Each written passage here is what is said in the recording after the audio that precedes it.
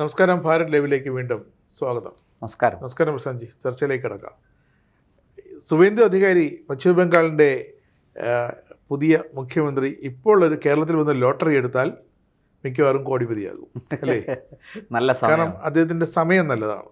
അദ്ദേഹത്തെ ബംഗാളിൻ്റെ അധ്യക്ഷനായി തിരഞ്ഞെടുത്ത ആ തീരുമാനത്തെ ഞാൻ ഇപ്പോഴല്ല തുടക്കം മുതലേ നമ്മളൊക്കെ അഭിനന്ദിക്കുന്നൊരു കാര്യമായിരുന്നു. അദ്ദേഹം ഒരു നല്ല രാഷ്ട്രീയ നേതാവാണ്. തഴക്കവും പഴക്കവും വന്ന എല്ലാ അഭ്യാസങ്ങളും അടവുകളും അറിയുന്ന എല്ലാം തികഞ്ഞ ഒരു രാഷ്ട്രീയ നേതാവാണ് സുവേന്ദു അധികാരി.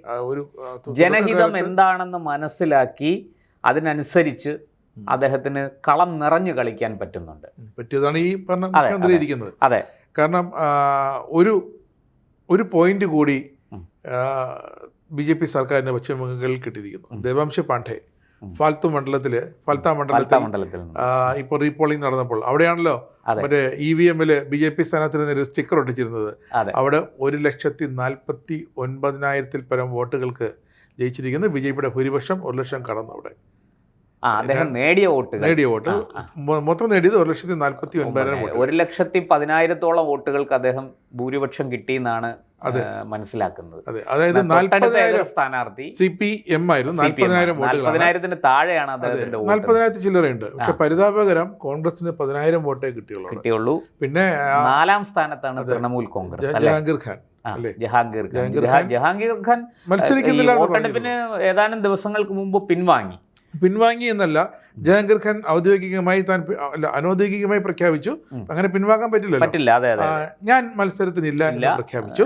അതിന്റെ അടുത്തൊരു സെന്റൻസ് അദ്ദേഹം വളരെ ഗോപ്യമായി രഹസ്യമായിട്ട് തന്റെ മണ്ഡലത്തിലുള്ള തനിക്ക് ലഭിക്കാവുന്ന വോട്ടർമാർ, പ്രത്യേകിച്ച് മുസ്ലിം വോട്ടർമാർ, ഇവരോടൊക്കെ പറഞ്ഞത് എനിക്ക് വോട്ട് ചെയ്യേണ്ട, BJPക്ക് വോട്ട് ചെയ്തോളൂ. അങ്ങനെയാണ് ഏതാണ്ട് ഒരു 90% മണ്ഡലത്തിലെ BJP വോട്ട്, മുസ്ലിം വോട്ടുകൾ മൊത്തം അവിടുത്തെ ഒരു ജനസംഖ്യ മണ്ഡലത്തിലെ ഒരു സ്വഭാവം വെച്ച് ഏതാണ്ട് 35% മുസ്ലിം വോട്ടുള്ള ഒരു മണ്ഡലമാണ്. ആ മണ്ഡലത്തിലാണ് BJP ഈ മിന്നുന്ന വിജയം, 1,10,000 ഭൂരിപക്ഷം നേടി മിന്നുന്ന വിജയം സ്വന്തമാക്കിയിരിക്കുന്നത്. അത് ചെറിയ കാര്യമല്ല. പറഞ്ഞതുപോലെ തൃണമൂൽ കോൺഗ്രസിൻ്റെ ഭാവി എന്ത് എന്ന് വ്യക്തമാക്കുന്ന ഒരു റീപോളിംഗ് ആണ് അവിടെ. മലയാളത്തിൽ പറയുകയാണെങ്കിൽ കൂമ്പടഞ്ഞു എന്നുള്ളത് തന്നെ. മമതയ്ക്ക് ചാൻസ് ഉണ്ടായിരുന്നു. വേണമെങ്കിൽ ഈ അവിടുത്തെ TMC സ്ഥാനാർത്ഥിയെ കൊണ്ട്, ജഹാംഗീർ ഖാനെ കൊണ്ട് ഒരു വെല്ലുവിളി, ഞാൻ ഈ ഫാൽത്ത മണ്ഡലത്തിൽ TMC സ്ഥാനാർത്ഥി ജയിപ്പിച്ചിരിക്കുന്നു. മമതയ്ക്ക് വേണമെങ്കിൽ മമതയുടെ മൊത്തം സംഘടന, അധികാരമില്ലല്ലോ, മൊത്തം സംഘടനാ മിഷണറിയും അവിടെ ഒഴുക്കാമായിരുന്നു. ചെയ്തില്ല. ചെയ്യാൻ മമതയ്ക്ക് കഴിഞ്ഞില്ല, സാധിച്ചില്ല. അതിന് കാരണം അധികാരമില്ല, പണമില്ല എന്നുള്ളതിനേക്കാളും ഞാൻ കാണുന്നത് ജനങ്ങൾ മമതയെ തിരസ്കരിച്ചിരിക്കുന്നു പൂർണ്ണമായിട്ടും. അതായത് നമ്മളിപ്പോൾ ഒരു മണ്ഡലത്തിൽ മത്സരിക്കുന്ന, അതൊരു വാർഡ് തൊട്ട് അങ്ങ് പാർലമെൻറ്റ് വരെയുള്ള മണ്ഡലങ്ങളിൽ മത്സരിക്കുമ്പോൾ ഒരു മിനിമം പിന്തുണ നമുക്ക് ജനങ്ങളിൽ നിന്ന് കിട്ടുമല്ലോ. അത് കിട്ടുന്നില്ല. ഇപ്പം നമുക്കറിയാം, നമ്മുടെയൊക്കെ നാട്ടിൽ ചില പാർട്ടികളുണ്ട്. ഇവിടെ ഈ SUCI അങ്ങനെയൊക്കെ പറഞ്ഞ ചില അവർ മത്സരിക്കുന്നത് എന്തിനാണ്? അതുപോലെ പണ്ടൊരു മൂസദ് മത്സരിക്കുമായിരുന്നു. മൂസദ് മത്സരിക്കുന്നത് എല്ലാ തെരഞ്ഞെടുപ്പിലും. തിരുവനന്തപുരത്ത് നിന്ന് അദ്ദേഹം പാർലമെൻറ്റ് തെരഞ്ഞെടുപ്പിൽ മത്സരിക്കുക, അല്ലെങ്കിൽ എനിക്ക് തോന്നുന്നു പാലക്കാട് നിന്നുണ്ടോ ഒരു തവണ മത്സരിച്ചു എന്ന് തോന്നുന്നു. അദ്ദേഹം മത്സരിക്കുന്നത് വെജിറ്റേറിയൻ പ്രോത്സാഹിപ്പിക്കാൻ വേണ്ടിയിട്ടാണ്. അത് ജനങ്ങളുടെ അടുത്ത് അദ്ദേഹം കയ്യിൽ നിന്ന് കെട്ടിവെച്ച കാശ് പോക്കാണ്. കയ്യിൽ നിന്ന് പണം കൊടുത്ത് അദ്ദേഹം ഇങ്ങനൊരു ആദർശം, ഒരാശയം ജനങ്ങളിലേക്ക് എത്തിക്കാൻ വേണ്ടിയിട്ടാണ് മത്സരിക്കുന്നത്.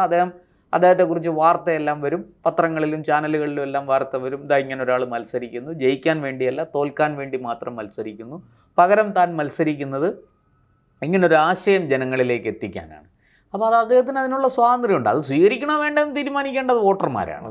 അപ്പോൾ അതുപോലെ ഇവിടെ മമത ശരിക്കു പറഞ്ഞാൽ അങ്ങനൊരു ആശയം ജനങ്ങളിലേക്ക് കൊടുക്കാൻ തക്കവണ്ണം പോലും കരുത്തില്ലാത്ത ഒരു വ്യക്തിയും ഒരു പാർട്ടിയുമായി തൃണമൂൽ കോൺഗ്രസ്, ഒരു വ്യക്തിയായി മമതാ ബാനർജിയും ഒരു പാർട്ടിയായി തൃണമൂൽ കോൺഗ്രസും മാറിയിരിക്കുന്നു.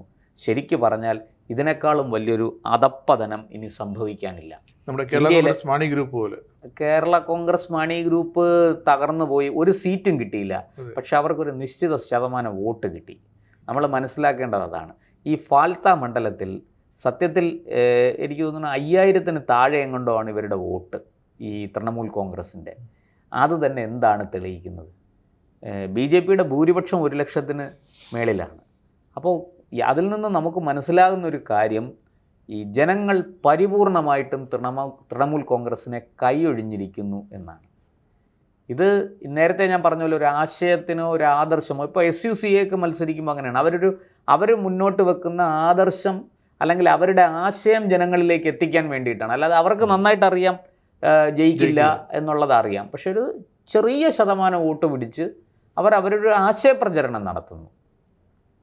അങ്ങനെ പോലും നടത്താൻ ശേഷിയില്ലാത്ത അതിൻ്റെ അടിസ്ഥാന കാരണം എന്താണെന്നും കൂടി ഞാൻ പറയാം. അവരുടെ കയ്യിൽ അങ്ങനെ ഒരു ആശയമില്ല, അവരുടെ കയ്യിൽ അങ്ങനെ ഒരു പ്രത്യയശാസ്ത്രമില്ല. അവർ വന്നതെങ്ങനെയാണ്? സത്യത്തിൽ അവിടെ മമത കോൺഗ്രസ്സുകാരിയായിരുന്നു. കോൺഗ്രസിൻ്റെ ബാനറിൽ കോൺഗ്രസിൽ നിന്ന് പിളർന്ന് തൃണമൂൽ കോൺഗ്രസ് എന്ന് പറയുന്ന ഒരു പുതിയ പാർട്ടി ഉണ്ടാക്കി, അല്ലേ? ആ പാർട്ടി ഉണ്ടാക്കിയപ്പോൾ അവർ അവിടെ പ്രവർത്തിച്ചത് CPM വിരോധം, CPMനോടുള്ള വെറുപ്പ്, ഇതിനെയൊക്കെ വളമാക്കിക്കൊണ്ടാണ്. നോക്കൂ, 34 വർഷം തുടർച്ചയായിട്ട് ഭരിച്ച CPM ബംഗാളിൽ അത് തന്നെ സംഭവിച്ചു. അവരെയും ജനം പരിപൂർണമായിട്ടും കൈയൊഴിഞ്ഞു. ഇപ്പോൾ അവർ കുറച്ച് വോട്ടൊക്കെ പിടിച്ച് എനിക്ക് തോന്നുന്നു ഏതോ ഒരു മണ്ഡലത്തിൽ ഇപ്പോൾ ജയിച്ചിട്ടുണ്ടെന്ന് തോന്നുന്നു. അതിന് നന്ദി പറയേണ്ടത് അമിത്ഷായോടാണ്. അങ്ങനെ ജയിച്ചിരിക്കുന്ന CPM സത്യത്തിൽ ജനങ്ങളാൽ തിരസ്കരിക്കപ്പെട്ടവരാണ്. ബംഗാളിൽ നിന്നും ത്രിപുരയിൽ നിന്നും ഇപ്പോഴിതാ കേരളത്തിൽ നിന്നും പരിപൂർണമായിട്ടും. അതായത് എങ്ങനെയാണോ ബംഗാളിൽ തൃണമൂൽ അസ്തമിച്ചിരിക്കുന്നത്, അതുപോലെ ബംഗാളിലും ത്രിപുരയിലും കേരളത്തിലും ഇടതുപക്ഷം CPM അസ്തമിച്ചിരിക്കുന്നു എന്നുള്ളതാണ് സത്യം. ഞാൻ പറഞ്ഞത് ആശയപരമായി, ആദർശപരമായി, പ്രത്യയശാസ്ത്രപരമായി ഈ പാർട്ടി CPIM എന്ന് പറയുന്ന പാർട്ടി സോപ്പുകുമിള പോലെ തകർന്ന് തരിപ്പണമായിരിക്കുന്നു. പിന്നെ അവർ നിലനിൽക്കുന്നത് ഇപ്പോൾ 26 സീറ്റ് അവർക്ക് കിട്ടി, LDFന് 35 സീറ്റ് കിട്ടി എന്നൊക്കെ പറയുമ്പോഴും അവർ നിലനിൽക്കുന്നത് ഈ മിഷനറി ഉപയോഗിച്ചാണ്. ഒരു വലിയ സംഘടനാ സംവിധാനം ഉണ്ടാക്കിയിട്ടുണ്ട്. ആ സംഘടനാ സംവിധാനത്തെ ചലിപ്പിക്കാനുള്ള ബുദ്ധി കേന്ദ്രങ്ങൾ അതിലുണ്ട്. അതുകൊണ്ടാണ് അവർ ആശയ പോരാട്ടം നടത്താതെ മറ്റു പലതും പറഞ്ഞുകൊണ്ട് രംഗത്ത് വരുന്നത്. ഇപ്പോൾ ഈ പറഞ്ഞതുപോലെ ന്യൂനപക്ഷ പ്രീണനവും പിന്നെ മോദി സർക്കാരിനെതിരായിട്ടുള്ള ചില സമരങ്ങളും അല്ലെങ്കിൽ പ്രക്ഷോഭങ്ങളും ഒക്കെ അങ്ങനെ പറഞ്ഞുകൊണ്ട് രംഗത്ത് വരുന്നത്. അല്ലാതെ ആശയപരമായിട്ട് അവർ വർഗസമരം മുന്നോട്ട് വെച്ചുകൊണ്ടാണോ CPM വരുന്നത്? അല്ല. എല്ലാവർക്കും അറിയാം വർഗസമരം നടത്താൻ ഇപ്പം തൊഴിലാളി മുതലാളി എന്ന 2 വർഗം ഇല്ല. അത് കമ്മ്യൂണിസ്റ്റ് പാർട്ടിയുടെ ലക്ഷ്യം തന്നെ പൂർത്തീകരിച്ചു കഴിഞ്ഞു.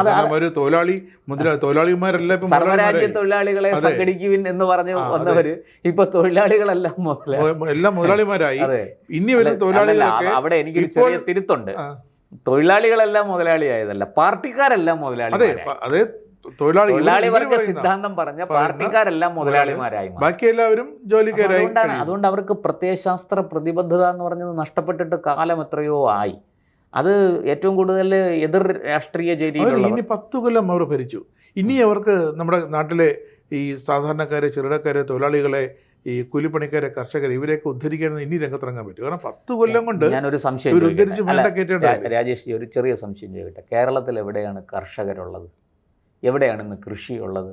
എവിടെയാണ് കൂലിപ്പണിക്കാരുള്ളത്? കേരളത്തിലെ കൂലിപ്പണി എടുക്കുന്നത് മുഴുവനും ബംഗാളികളായിരുന്നു. അപ്പോൾ അവർ തിരിച്ചു പോയി, ഒട്ടുമുക്കാലും തിരിച്ചു പോയി. ബാക്കി കുറച്ച് പേരേ ഉള്ളൂ. ഇനി അവരെ വെച്ച് പണികൾ തീർക്കാൻ പറ്റില്ല. ബംഗാളികൾ മാത്രമല്ല, ഒരു പശു 4 പശു ഉണ്ടെങ്കിൽ, ഒരു തൊഴുത്ത് 4 പശു ഇപ്പോഴും ഉണ്ടെങ്കിൽ അവിടെ ബംഗാളി തന്നെ ചാണകം വേണം, പശുവിനെ കുളിപ്പിക്കണം വേണം. അല്ല, ഞാൻ പണ്ടൊക്കെ ഒരു 20 വർഷം മുമ്പ് വരെ നമ്മൾ കണ്ടിരുന്ന എന്താണ്, കേരളത്തിൽ ഒരു സാധാരണ നാട്ടിൻപുറത്ത് ഒരു കുടുംബത്തിൽ 2 പശുവുള്ള ഒരു വീട്ടിൽ അവിടുത്തെ ഗൃഹനാഥനും ഗൃഹനായികയും കൂടിയാണ് എല്ലാ ജോലിയും ചെയ്യുന്നത്. അവിടുത്തെ കുട്ടികളാണ് ചെയ്യുന്നത്. എന്നിട്ട് ഈ പാല് കൊണ്ട് സൊസൈറ്റിയിൽ വിൽക്കുന്നതും അവരാരെങ്കിലും ആയിരിക്കും. പിന്നീട് കറവക്കാരൻ.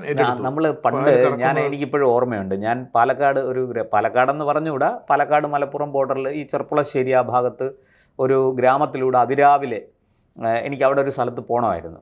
അപ്പം ഞാൻ ഇവിടുന്ന് രാത്രി ട്രെയിൻ കയറി അവിടെ ഇറങ്ങി, ഷൊർണൂർ ഇറങ്ങിയിട്ട് ഷൊർണൂരിൽ നിന്ന് പിന്നെ ഞാൻ ഫസ്റ്റ് ബസ്സിന് ഞാൻ പോവുകയാണ്. 6 മണിക്കുള്ള ആദ്യത്തെ ബസ്സിന് ഞാൻ പോവുകയാണ് ആ ഗ്രാമത്തിലേക്ക്.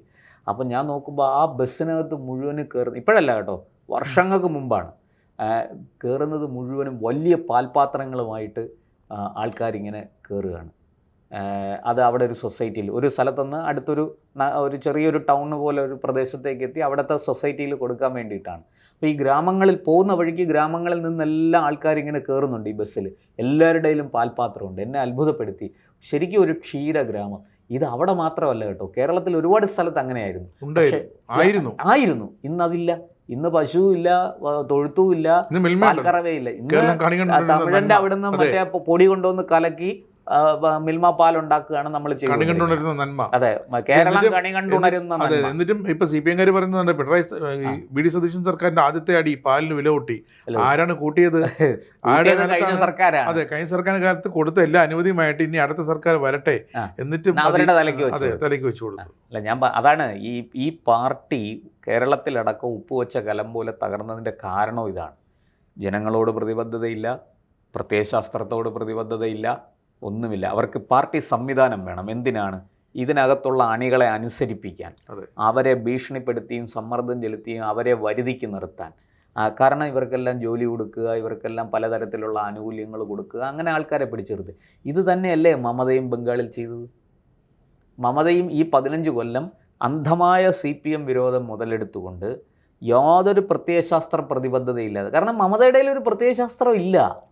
എന്താ അവരുടെ ലക്ഷ്യം? എന്താണ് അവരുടെ ആദർശം? ബംഗാളിൽ ബസു സർക്കാർ 34 വർഷം ഇരുന്നപ്പോൾ അവിടെ എന്ത് നടപ്പാക്കുന്നു? ബംഗാളിൽ കണ്ടില്ലേ ഞങ്ങളവിടെ ചെയ്തു, ബംഗാളിൽ ഞങ്ങൾ ചെയ്തു. ഇവിടെ പറയുന്നവർ ഇപ്പോൾ പറയുന്നു ബംഗാളിൽ സുവേന്ദു അധികാരി അവിടുത്തെ മുഖ്യ തെരഞ്ഞെടുപ്പ് കമ്മീഷണറെ തൻ്റെ പേഴ്സണൽ സെക്രട്ടറി ആക്കി, ഇവിടെ പ്രിൻസിപ്പൽ സെക്രട്ടറി ആക്കി. ഇവിടെ ഏതാ രത്തൻ യു ഖേൽക്കറെ സതീശൻ ആക്കി. അതിന് മാത്രം വിരോധാഭാസം. അതുവരെ അതിന് കുറ്റമില്ല. ബംഗാളിൽ ചെയ്തത് എന്തും കേരളത്തിൽ അവരത് കോപ്പി അടിച്ച് കോപ്പി കേറ്റാക്കി ഇവിടെ ചെയ്തുകൊണ്ടിരുന്ന അതേ CPM അവർ അധികാരത്തിലുള്ളപ്പോഴും പ്രതിപക്ഷത്തിരുന്നപ്പോഴും. ഇപ്പോഴിതാ ബംഗാളിൽ അവർ ചെയ്തതുപോലെ കേരളത്തിൽ അത് ചെയ്തതുപോലെയല്ല. ബംഗാളിൽ ചെയ്തത് കൊണ്ട് ഇവിടെ ചെയ്യണമെന്നില്ല. പക്ഷേ പ്രതിപക്ഷത്തിന് ഏറ്റവും അവസാനം വിശ്വാസത്തിൽ എടുക്കാൻ പറ്റിയൊരു ഉദ്യോഗസ്ഥനാണ് എൻ്റെ അറിവിൽ രത്തൻ യു ഖേൽക്കർ. കാരണം അദ്ദേഹം ആ SIR അടക്കം നടപടികൾ പൂർത്തീകരിച്ച് നിയമസഭാ തെരഞ്ഞെടുപ്പ് 2026 തെരഞ്ഞെടുപ്പിനെ വളരെ കൃത്യമായി, ചടുലമായി, നിഷ്പക്ഷമായി മുന്നോട്ട് കൊണ്ടുപോയി. അത് മാത്രമല്ല, അദ്ദേഹത്തിൻ്റെ മറ്റൊരു പ്രത്യേകത കൂടെ ഞാൻ പറയാം. സന്ദർഭവശാൽ പറയുന്നതാണ്. അദ്ദേഹം നമുക്ക് ഏതാനും മാസങ്ങൾക്ക് മുമ്പ് പെരിയാറിൽ മീനുകൾ ചത്തുപൊങ്ങിയൊരു സംഭവം ഉണ്ടായി. ഫാക്ടറികളിൽ നിന്നുള്ള വിഷാംശം വെള്ളത്തിൽ കലർന്ന് മീനുകൾ കൂട്ടത്തോടെ ചത്തുപൊങ്ങുമായിരുന്നു. വലിയ പ്രതിഷേധം ഉയർന്നു. ചാനലുകളൊക്കെ വാർത്തയായി, പ്രദേശവാസികളൊക്കെ സമരത്തിനിറങ്ങി. അന്ന് ഹൈക്കോടതി, എനിക്ക് തോന്നുന്നു സ്വമേധയാ കേസെടുത്തു എന്നാണ് തോന്നുന്നത്. എന്തായാലും ഹൈക്കോടതിയിൽ വന്ന ആ കേസിൻ്റെ ഭാഗമായിട്ട് ഹൈക്കോടതി ഒരു അന്വേഷണ കമ്മീഷനെ നിയോഗിച്ചു. അന്ന് ഈ പൊല്യൂഷൻ കൺട്രോൾ ബോർഡിൻ്റെ ചെയർമാൻ കൂടിയായിരുന്ന ഇദ്ദേഹത്തെ, രത്തൻ യു ഖേൽക്കറെയാണ് ആ അന്വേഷണ കമ്മീഷൻ്റെ തലവനായിട്ട് നിശ്ചയിച്ചത്.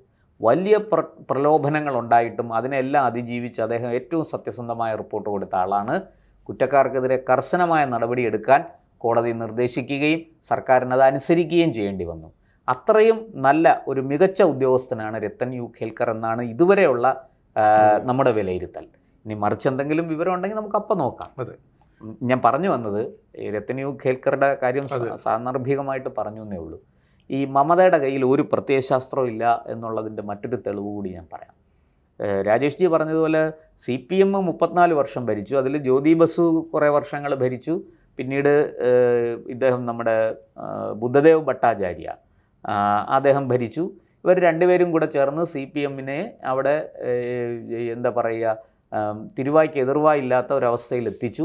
പക്ഷേ അവസരം വന്നപ്പോൾ ജനം ശക്തമായിട്ട് തിരിച്ചടിച്ചു. അത് മുതലാക്കിയത് മമതയാണ്. മുതലാക്കാൻ കോൺഗ്രസിന് പറ്റിയില്ല, മമതയ്ക്ക് പറ്റി. അന്ന് BJP അവിടെ വളരെ ശുഷ്കമാണ്. പിന്നെ ഉള്ള BJP-ക്കാരും CPM-ൻ്റെ ഭരണം എങ്ങനെയെങ്കിലും അവസാനിപ്പിക്കാൻ വേണ്ടിയിട്ട് മമത എങ്കിൽ മമത. മമത പണ്ട് BJP-യുടെ കൂടെ തൃണമൂൽ കോൺഗ്രസിൻ്റെ ഭാഗമായിട്ട് നിന്ന് മന്ത്രിസഭയിലൊക്കെ ഉണ്ടായിരുന്ന ആളാണ്, വാജ്പേയി മന്ത്രിസഭയിൽ. പിന്നെയാണ് മമത BJP-ആയിട്ട് തെറ്റിപ്പോകുന്നത്. കാരണം BJP-യുടെ കൂടെ നിന്നാൽ വലിയ ലാഭമില്ല എന്ന് മമതയ്ക്ക് മനസ്സിലായി. BJP എപ്പോഴും ഒരു മുസ്ലിം വിരുദ്ധ പാർട്ടിയാണ്, അതുകൊണ്ട് BJP-യുടെ കൂടെ നിന്നാൽ എനിക്ക് ലാഭമൊന്നുമില്ല. ഈ ഒരു ചിന്തയാണ് മമതയെ നയിച്ചത്. മമത അതുകൊണ്ട് കോൺഗ്രസിൻ്റെ കൂടെ പോയി. ആ മമത അവിടെ കൊൽക്കത്തയിൽ സാൾട്ട് ലേക്ക് സ്റ്റേഡിയം അറിയാമല്ലോ, അവിടെ ഒരു തടാകത്തിൻ്റെ കരയിലൊരു സ്റ്റേഡിയം ഉണ്ട്. ആ സ്റ്റേഡിയം ഈ ഫുട്ബോൾ പ്രോത്സാഹിപ്പിക്കുന്നതിൻ്റെ ഭാഗമായിട്ട് അവിടെ ഒരു പ്രതിമ ഉണ്ടാക്കി വെച്ചു. അതിൻ്റെ കവാടത്തിൽ തന്നെ. ഇത് 2 കാലുകൾ, ഫുട്ബോൾ കളിക്കുന്ന ഒരാളിൻ്റെ 2 കാലുകൾ, ഈ ജേഴ്സിയൊക്കെ അണിഞ്ഞ കാലുകൾ, അരയ്ക്ക് മേളിലോട്ട് ഒരു ഫുട്ബോൾ, എന്ത് സന്ദേശമാണ് അതിൽ കൂടെ കൊടുക്കുന്നത്? ഇപ്പോൾ സുവേന്ദു അധികാരി വന്ന് ആദ്യം ചെയ്ത സാധനം അതിനെ എടുത്തങ്ങ് ആ പ്രതിമയെ അടിച്ചു പൊട്ടിച്ച് ദൂരെ കളഞ്ഞു. അപ്പം അതിനെതിരെ മമത വലിയ നീക്കങ്ങളുമായിട്ട് ഈ അതായത് അവർ പറഞ്ഞതെന്ന് വെച്ചാൽ വിശ്വബംഗ്ല ലോഗോ, വിശ്വബംഗ്ല. നോക്കൂ, നമ്മൾ ഇപ്പോൾ ഇവിടെ രാജേഷ് ജി, നമ്മൾ കേരളത്തിൽ ഒരുപാട് സ്റ്റേഡിയങ്ങൾ കാണുന്നുണ്ട്, ഇന്ത്യയിൽ ഒരുപാട് സ്റ്റേഡിയം. ആ സ്റ്റേഡിയത്തിലെല്ലാം നമ്മൾ വയ്ക്കുന്നത് നമ്മുടെ കേരളത്തിൻ്റെ ഒരു ഐഡൻറ്റിറ്റി എന്നുള്ള നിലയ്ക്ക് കേരളത്തിന് അനുവദിക്കപ്പെട്ടിരിക്കുന്ന ഒരു ചിഹ്നമുണ്ട്, നമ്മളെ കേരള സർക്കാർ രൂപകൽപ്പന ചെയ്ത് ആ ചിഹ്നം വയ്ക്കും. അല്ലെങ്കിൽ നമ്മൾ ദേശീയ ചിഹ്നം വയ്ക്കും, അശോകസ്തംഭവും ഇതുമൊക്കെ വയ്ക്കും, അല്ലേ? അല്ലെങ്കിൽ അവിടെ ഒരു മത്സരം അതിന്റെ ഒരു ഭാഗ്യചിഹ്നം നമ്മൾ അതിൻ്റെ എന്തെങ്കിലും ഒരു ആ മത്സരവുമായി ബന്ധപ്പെട്ട അല്ലെങ്കിൽ ആ ഒരു പ്രത്യേക ഗെയിമുമായി ബന്ധപ്പെട്ട ഒരു ചിഹ്നം. ഇപ്പോൾ ഏഷ്യാഡ് അപ്പു പണ്ട് നമ്മൾ കേട്ടിട്ടുണ്ട്, അതൊരു വലിയ പ്രശസ്തമായൊരു ചിഹ്നമാണ്. ഇത് എന്താണ് ഈ വിശ്വബംഗ്ല ലോഗോ? ഈ എന്താ പറയുക, നമ്മൾ ഈ ഇവിടെ പിണറായി വിജയനും അത് മറ്റൊരു അർത്ഥത്തിൽ കാണിച്ചു, ലോക കേരള സഭ. എന്തൊരു, അതുകൊണ്ട് എന്താണ് അതൊരു വെറുമൊരു ദൂർത്തും തട്ടിപ്പുമായിരുന്നു എന്ന് IAS ഉദ്യോഗസ്ഥർ തന്നെ ഇപ്പോൾ പറയുന്നുണ്ട്. അതായത് തൻ്റെ അതായത് ബംഗ്ല എന്ന് പറയുന്നത് ഒരു വലിയ സംഭവമാണ്. നമ്മൾ പറയില്ല ഇത് കേരളമാണ് കേട്ടോ, ഇത് കേരളമാണ് കേട്ടോ എന്ന് പിണറായി വിജയനും കൂട്ടരും ഇങ്ങനെ ആവർത്തിച്ചു. കോൺഗ്രസ്സുകാർ അത്രയൊന്നും പറയാറില്ല, പക്ഷേ ഇത് കേരളമാണ് കേട്ടോ. കാരണം ഈ കേരളത്തിൽ മാത്രമേ ഉള്ളൂ ഈ സാധനം. ഇത് ഞങ്ങൾ ഇന്ത്യക്കാരാണെന്ന് പറയാനുള്ള ആർജവം പോലും ഇല്ലാത്ത ഒരു കൂട്ടരായി കേരളത്തിലെ കമ്മ്യൂണിസ്റ്റുകാർ അധപ്പതിച്ചതിൻ്റെ ഭാഗമാണ് ആ പറച്ചിൽ. അതുപോലെയാണ് മമതയും പറയുന്നത്, ബംഗ്ല, വിശ്വബംഗ്ല. ഇത് പശ്ചിമ മാറ്റി ബംഗാളിനെ അവരൊരു സ്വതന്ത്ര രാജ്യമാക്കി മാറ്റി ഞാൻ ഇവിടുത്തെ കിരീടം വയ്ക്കാത്ത രാജ്ഞിയായിട്ട് വാഴും എന്നുള്ള ഒരു തികഞ്ഞ സാമ്രാജ്യത്വ ചിന്തയാണത്. ഇതാണ് സാമ്രാജ്യത്വ ചിന്ത. ഈ ചിന്ത തന്നെയല്ലേ പിണറായി വിജയനും ഉണ്ടായിരുന്നത്? തീർച്ചയായിട്ടും. കേരളത്തിൽ ഞാൻ എന്തോ IAS പോലെ കേരള അഡ്മിനിസ്ട്രേറ്റീവ് KAS, പിന്നെ അതുപോലെ മറ്റേ കേരളശ്രീ അവാർഡ്, പത്മശ്രീ പത്മഭൂഷൺ പോലെ കേരളശ്രീ അവാർഡ്, ഇതൊക്കെ തന്നെയാണ് മമത അവിടെ ചെയ്തുകൊണ്ടിരുന്നത്. ഇവർ രണ്ടുപേരും ഒരു നുകത്തിൽ കെട്ടിയ കാളകളാണ്, മമതയും അതെ, പിണറായി വിജയനും അതെ. എന്നിട്ടിപ്പോൾ ഈ രണ്ടുപേരും ഇപ്പോൾ എന്താ ചെയ്യുന്നത്? ഇവരെ പാർട്ടിയെ കൊണ്ട് ഇനി ഒന്നിനും പറ്റൂല, അതുകൊണ്ട് നമുക്ക് കോക്രോച്ച് പാർട്ടിയെ പിടിക്കാം. കോക്രോച്ച് പാർട്ടിക്ക് പ്രവർത്തന സ്വാതന്ത്ര്യം കൊടുക്കണം. എന്താ കോക്രോച്ച് പാർട്ടിയുടെ പ്രവർത്തന സ്വാതന്ത്ര്യം? നമ്മളതിൻ്റെ അജണ്ടയൊക്കെ കണ്ടല്ലോ, ഞാൻ അതിലേക്ക് പോകുന്നില്ല. അപ്പോൾ അതിനെ ഈ മണ്ടന്മാർ ആലോചിക്കുന്ന പോലുമില്ല. രാഹുൽ ഗാന്ധി അടക്കമുള്ളവർ ഇവർ സത്യത്തിൽ വിഴുങ്ങാൻ വന്നിരിക്കുന്നത് ഇന്ത്യയിലെ പ്രതിപക്ഷ പാർട്ടികളെയാണ്. ഈ പ്രതിപക്ഷ പാർട്ടികളെ കൊണ്ടൊന്നും ഒരു കാശിനും കൊള്ളത്തില്ല.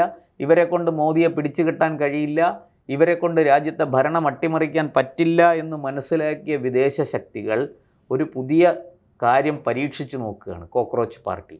ആ കോക്രോച്ച് പാർട്ടിയെ കൊണ്ടുവന്ന് ഇതുപോലെ അതിലാദ്യം തിരസ്കരിക്കപ്പെടുന്നത്, നിഷ്കാസനം ചെയ്യപ്പെടുന്നത് ആരാണ്? ഈ പ്രതിപക്ഷ പാർട്ടികളാണ്. അതുപോലും ചിന്തിക്കാനുള്ള, നോക്കൂ, ആം ആദ്മി പാർട്ടി ഡൽഹിയിൽ കടന്നു വന്നു. ആരാണ് അവിടെ തകർന്നു പോയത്? BJP ആണോ തകർന്നത്, അതോ പ്രതിപക്ഷത്തുണ്ടായിരുന്ന കോൺഗ്രസ് ആണോ തകർന്നത്? കോൺഗ്രസിനെ തകർത്താണ് അവർ കയറിയത്. അതുപോലും തിരിച്ചറിയാനുള്ള ശേഷി കോൺഗ്രസ്സുകാർക്ക് ഇല്ലേ എന്നാണ് എൻ്റെ സംശയം. അത് വളരെ കൃത്യമായിട്ട് ഇപ്പോൾ പിണറായി വിജയൻ ഉൾപ്പെടെയുള്ളവർ കോക്രോച്ച് പാർട്ടിയുടെ പിന്നെ അതിനെ പിന്തുണച്ച് പോസ്റ്റുമായിട്ട് രംഗത്ത് വന്നിട്ടുണ്ട്. എന്താണ് അതായത് BJP അടിക്കാൻ ഒരു വടി, പക്ഷെ ആ വടി നിങ്ങളെ വിഴുങ്ങും എന്നുള്ള കാര്യം, ഇവരെ വിഴുങ്ങും എന്നുള്ള കാര്യം ഇവരെ ആലോചിക്കുന്നില്ല. പോട്ടെ, ഞാൻ പറഞ്ഞു വന്നത്, അപ്പോൾ തൃണമൂലും മമതയും എല്ലാം നോക്കിയത് ഒരു സെപ്പറേറ്റ് എൻറ്റിറ്റി. അതായത് ഇവിടെ കാലാകാലം എൻ്റെ കയ്യിലിരിക്കും. അപ്പോൾ ഞാൻ ബംഗ്ലാദേശുമായിട്ട് ചേർന്ന് നോക്കൂ, ഇപ്പോൾ അവിടെ മറ്റൊരു വലിയ വിഷയം നടക്കുന്നുണ്ട് ബംഗാളിൽ. ഈ അതിർത്തിയിൽ വേലി കെട്ടാൻ ചെല്ലുന്ന BSFനെ അപ്പുറത്തുനിന്ന് ബംഗ്ലാദേശുകാർ ആക്രമിക്കുകയാണ്. കല്ല്, കുപ്പി ഒക്കെ കൊണ്ട് എറിയുന്നു, വടി കൊണ്ട് അടിക്കാൻ, വലിയ നീളമുള്ള വടികളുമായിട്ട് അടിക്കാൻ വരുന്നു. BSF എപ്പോഴാണ് അവരുടെ നിയന്ത്രണം വിടുന്നതെന്ന് അറിഞ്ഞൂടാ. വരുന്നതെല്ലാം അരിപ്പയാണ്. ശരിക്കും ഇങ്ങനൊരു സാഹചര്യം ഉണ്ടായെങ്കിൽ അതിന് ഉത്തരവാദിത്വം മമത തന്നെയാണ്. തീർച്ചയായിട്ടും. ഈ മമതയുടെ വരുമാനം നിലയ്ക്കാതിരിക്കാൻ വേണ്ടിയിട്ടാണ് മമത വലിയ ഗൂഢാലോചന. 600 കിലോമീറ്ററാണ് പശ്ചിമ ബംഗാളിൽ ബംഗ്ലാദേശുമായി ഇന്ത്യക്ക് അടച്ചു കെട്ടേണ്ടത്. അവിടെ ആ 600 കിലോമീറ്ററിന് ഇടയ്ക്കുള്ള ഭൂമിയാണ് വിട്ടുകൊടുക്കാൻ പറഞ്ഞത്. അത് വിട്ടുകൊടുക്കാതെ പിടിച്ചു വെച്ച് ഈ കുഴപ്പങ്ങളെല്ലാം മമത കാണിച്ചത് വർഷം 1 ലക്ഷം കോടിയുടെ സമാന്തര ബിസിനസ് നമ്മൾ വാർത്ത ചെയ്തതാണ്. 1 ലക്ഷം കോടി രൂപയുടെ സമാന്തര ബിസിനസ് മമത നടത്തിക്കൊണ്ടിരിക്കുകയായിരുന്നു. അത് മുഴുവനും പൊളിഞ്ഞു. ഇപ്പുറത്ത് മമതയുടെ ബിസിനസ് ഇല്ലാതാക്കുമ്പോൾ അപ്പുറത്ത് അവർക്കും അതുപോലെ നഷ്ടങ്ങളുണ്ട്. സപ്ലൈസിനുള്ള നഷ്ടം വേറെയാണ്. അതുകൊണ്ടാണ് അവരും ഈ സത്യത്തിൽ ഇതിൻ്റെ പുറകിൽ മമതയാണ്. മമതയുടെ ഗൂഢാലോചനയും ഏഷണിയും ഷഡ്യന്ത്രവുമാണ് ഇവരെ കൊണ്ട് ഈ BSF നേരെ ആക്രമണം. ഇതിപ്പോൾ ഇവർ BSF തിരിച്ചടിച്ചു കഴിഞ്ഞാൽ വലിയ വായിൽ നിലവിളിക്കും, അയ്യോ ഇന്ത്യ ഞങ്ങളെ ആക്രമിച്ചു, ഇന്ത്യൻ സൈന്യം ഞങ്ങളെ ചുട്ടുകരിച്ചു എന്നൊക്കെ പറഞ്ഞ് രാജ്യാന്തര തലത്തിൽ ഇൻ്റർനാഷണൽ മീഡിയയ്ക്ക് മുന്നിൽ വലിയ വായിൽ കരഞ്ഞ് നിലവിളിച്ച് വരും. ചുണ്ടയ്ക്ക് കൊടുത്താണ് വഴുതനങ്ങ വാങ്ങിയത് എന്നുള്ളത് പറയുന്നില്ല. അത് ഈ ലോകമാധ്യമങ്ങളെല്ലാം ഇന്നിപ്പം നരേന്ദ്രമോദിയെ ഇന്ത്യയും താറടിച്ച് കാണിക്കാൻ കാത്തിരിക്കുന്ന ലോകമാധ്യമങ്ങൾ അതെടുത്ത് വെണ്ടയ്ക്ക നിരത്തുകയും ചെയ്യും. ഇരിക്കട്ടെ, ഞാൻ പറഞ്ഞു വന്നത്, അപ്പോൾ ഈ വിശ്വബംഗ്ല ലോഗോ ആ പ്രതിമ എല്ലാം എടുത്ത് സുവേന്ദു ദൂരെ കളഞ്ഞു. അപ്പോൾ മമതയ്ക്കും പിണറായി വിജയനും തൃണമൂൽ കോൺഗ്രസിനും CPIM-നും ഒക്കെ സത്യത്തിൽ ഇനി അടച്ചുമൂട്ടി വീട്ടിയിരിക്കാം. എന്തായാലും മമത, സ്റ്റാലിൻ, പിണറായി 3 പേർക്കും വർക്ക് അറ്റ് ഹോമാണ് ജനം വിധിച്ചിരിക്കുന്നത്. അതാണ് കോൺഗ്രസ് പാർട്ടിയുടെ ലക്ഷ്യവും. കൂറക്കൂട്ടം എന്ന് പറയുന്ന ഇനി ഇവരോടൊപ്പം നിൽക്കുന്ന മോദി വിരോധികളായ BJP വിരോധികളായ മുഴുവൻ ആൾക്കാരെയും തങ്ങളിലേക്ക് കൊണ്ടുവരും, ഒരുമിച്ച് കൂട്ടി തങ്ങളിലേക്ക് കൊണ്ടുവരിക. അതുപോലെ ഈ മണ്ടന്മാർക്ക് മനസ്സിലാകുന്നില്ല. പിണറായി വിജയൻ അടക്കമുള്ള ആൾക്കാർക്ക് അവർ വലിയ വായിൽ മോദി പ്രവർത്തന സ്വാതന്ത്ര്യം കൊടുക്കുന്നില്ല. എന്താ എക്സ് അക്കൗണ്ട് പൂട്ടിച്ചതിനാണ്. ഈ അക്കൗണ്ട് പൂട്ടിക്കുന്നത് മോദിയുടെ പണിയല്ല, പോട്ടെ, അത് ആര് പൂട്ടിച്ചാലും. പക്ഷെ അവർ മനസ്സിലാക്കാത്തൊരു സത്യം, ഈ ക്രോക്രോച്ച്, ഈ കൂറകൾ തിന്നാൻ വന്നിരിക്കുന്നത് നമ്മളെയാണ്, നമ്മളെ ഇതുങ്ങൾ വിഴുങ്ങും എന്ന സത്യം തിരിച്ചറിയുന്നില്ല. ഇപ്പോൾ ഇതാ സുപ്രീം കോടതി ചീഫ് ജസ്റ്റിസിൻ്റെ പരാമർശത്തെ വളച്ചൊടിച്ച് ഇങ്ങനെ ഒരു കാര്യം ചെയ്തിരിക്കുന്നു, അതിനെതിരെ നടപടി വേണമെന്നാവശ്യപ്പെട്ട് പൊതുതാൽപര്യ ഹർജി വന്നിരിക്കുകയാണ്. സുപ്രീം കോടതി ഇക്കാര്യത്തിൽ എന്ത് നിലപാട് സ്വീകരിക്കും എന്ന് നമുക്ക് കാത്തിരുന്ന് കാണാം. സുപ്രീം കോടതി ഹർജി പരിഗണിച്ചിട്ടുണ്ടോ എന്ന് പോലും ഇപ്പോൾ വ്യക്തമല്ല. എന്തായാലും അങ്ങനെ ഒരു പൊതുതാൽപര്യ ഹർജിയുമായിട്ട് ചില ആൾക്കാർ, ചില അഭിഭാഷകർ കോടതിയെ സമീപിച്ചിട്ടുണ്ട്. ഇരിക്കട്ടെ, പക്ഷെ ഒരു കാര്യം വ്യക്തമാണ്, മമതയുടെയും പിണറായിയുടെയും ചീട്ട് ഒരുപോലെ കീറിയിരിക്കുകയാണ്. ഈ 2 പാർട്ടികൾക്കും, ഈ 2 വ്യക്തികൾക്ക് മാത്രമല്ല, ഈ 2 പാർട്ടികൾക്കും ഒരു തിരിച്ചുവരവ് ഇന്ത്യൻ രാഷ്ട്രീയത്തിൽ അസാധ്യമാണ് എന്നാണ് സമീപകാല സംഭവങ്ങൾ വ്യക്തമാക്കുന്നത്.